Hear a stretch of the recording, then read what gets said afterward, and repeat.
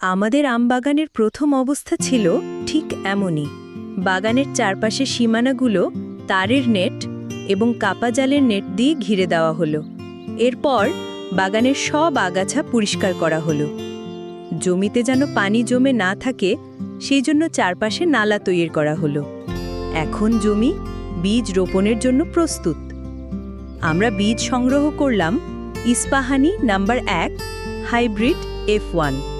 রোপণের 6 থেকে 8 ঘন্টা আগে বীজগুলো প্যাকেট থেকে বের করে পানিতে ভিজিয়ে রাখা হলো। এরপর পুরো জমিতে থানা তৈরি করা হলো, যেখানে বীজ রোপণ করা হবে। প্রতিটি থানায় 3টি করে বীজ রোপণ করা হলো।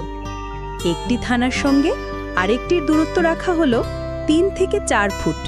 তবে আমার আমবাগানের ক্ষেত্রে কিছুটা ভিন্ন ছিল, কারণ গাছের কাছাকাছি জায়গাগুলো বাদ দিতে হয়েছে। বীজ রোপণের 3 থেকে 4 দিনের মাথায় গাছের চারা দেখা দিল। প্রথমে 2টি, তারপর 4টি, এরপর 6টি। এভাবেই গাছের পাতা বের হতে শুরু করলো। গাছগুলো খুব দ্রুত বাড়তে লাগলো। এই সময়ে ক্ষতিকর পাতাখেকো পোকা দমনে কীটনাশক স্প্রে করা হলো। গাছগুলো তাদের থানার সীমা পেরিয়ে চারপাশে ছড়িয়ে যেতে লাগলো। সময় মতো পানি সেচের ব্যবস্থাও করা হলো।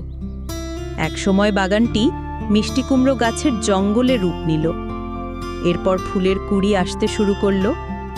হঠাৎ একদিন বাগানে ঢুকতেই দেখা মিলল ছোট ছোট মিষ্টি কুমড়োর, যেগুলো দেখতে ছিল অসাধারণ।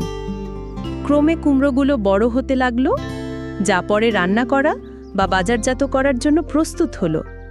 ধন্যবাদ সবাইকে।